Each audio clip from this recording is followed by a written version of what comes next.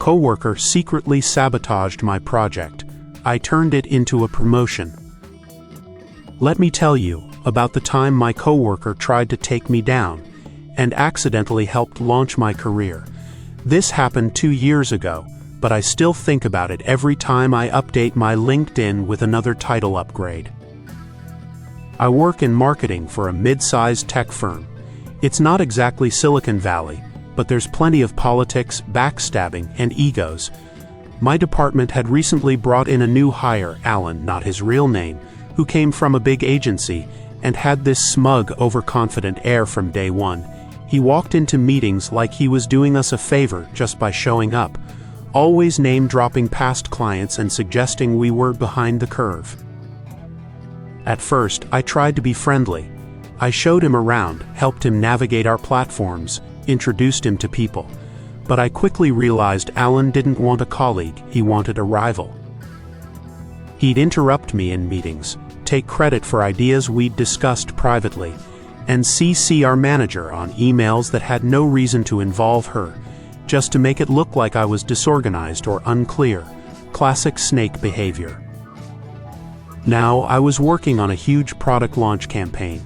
It was high profile, lots of eyes on it, and our director had made it clear that whoever handled it successfully was next in line for a promotion. I'd been grinding on this thing for months.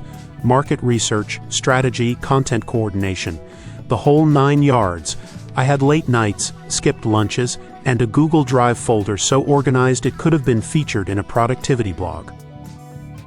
Alan, of course, wanted in. He volunteered to help with some social assets and email scheduling. I agreed, trying to play nice, but my gut told me he had other plans. So I backed up everything, every file, every asset, every document on my personal drive. I even kept a running changelog and exported our timelines weekly. Fast forward to a week before launch. I'm at home pulling together our final review deck when I get an email from my boss. Subject line: "We need to talk." Apparently, files were missing. The social media posts were gone, the email templates had been accidentally deleted, and the project folder looked incomplete. I nearly threw up. This launch had half the company's execs watching it. If it bombed, it would fall squarely on me. Then she says, "Alan told me you hadn't finalized the deliverables." Excuse me? Alan, the guy who had access to exactly those files, was implying I'd dropped the ball. I knew right then that he'd sabotaged the shared drive, maybe even deleted stuff, all to make me look incompetent. So I took a breath and replied, "Actually, I have backups of everything. Can we hop on a call?" 30 minutes later, we're on a Zoom call. Me, my manager, and Alan. I pull up my screen, open my backups, and walk her through every single asset, time-stamped, complete with notes and version history. Alan goes dead silent. Then I say casually, "It's weird that everything disappeared from the shared folder after Alan last edited it. Maybe there's a sync issue." She says she'll investigate internally. Alan stammers something about confusion and file paths, but it's clear he's cornered. Later that day, she calls me privately. "Thank you for being prepared," she says. "It's clear you've been leading this project well. I'm putting your name front and center for the launch presentation, and after this campaign, we're having a serious talk about your next steps here." Launch goes off without a hitch. I lead the company-wide presentation. The CEO compliments the strategy. 2 weeks later, I'm promoted to Senior Marketing Strategist with a raise and a bigger team. Alan? He's still in the same role, noticeably quieter in meetings now. Rumor has it he got a formal warning for inappropriate collaboration. He avoids me like the plague. But the story doesn't end there. After my promotion, I began overseeing more projects and mentoring some of the junior team members. One of them, a bright content strategist named Priya, came to me one afternoon looking frustrated.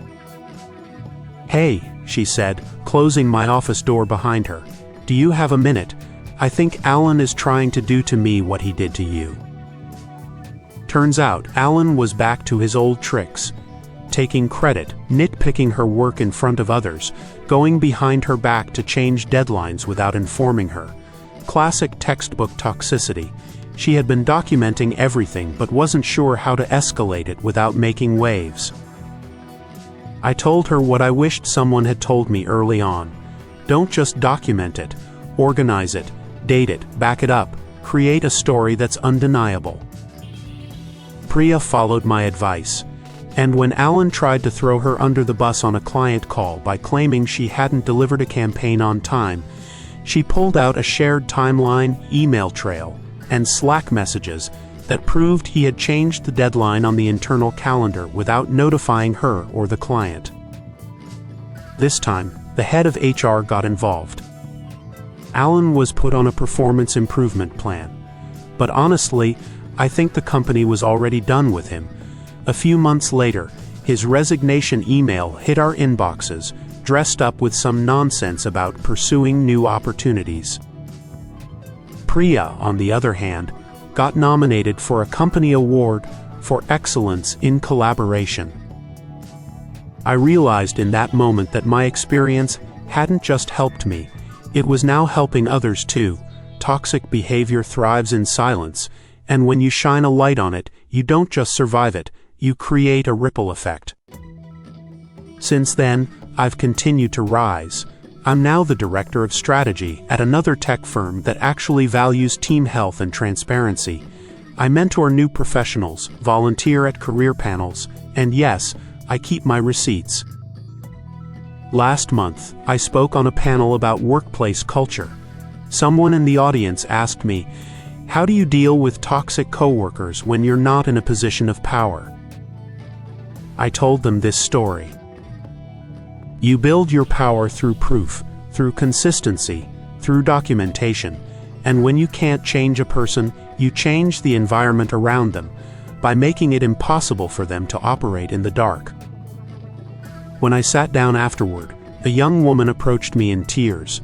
She said she'd been gaslit and undercut at her first job for months, and hearing my story made her feel like she wasn't crazy, that she could take back control.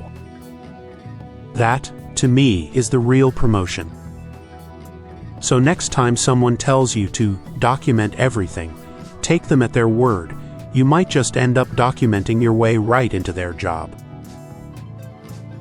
If you found this story powerful, don't forget to subscribe for more real-life tales of career chaos, justice, and unbelievable office drama. Like, comment, and hit that bell icon so you never miss the next incredible story. And if you've got your own experience with workplace sabotage or sweet revenge, drop it in the comments. We'd love to feature it.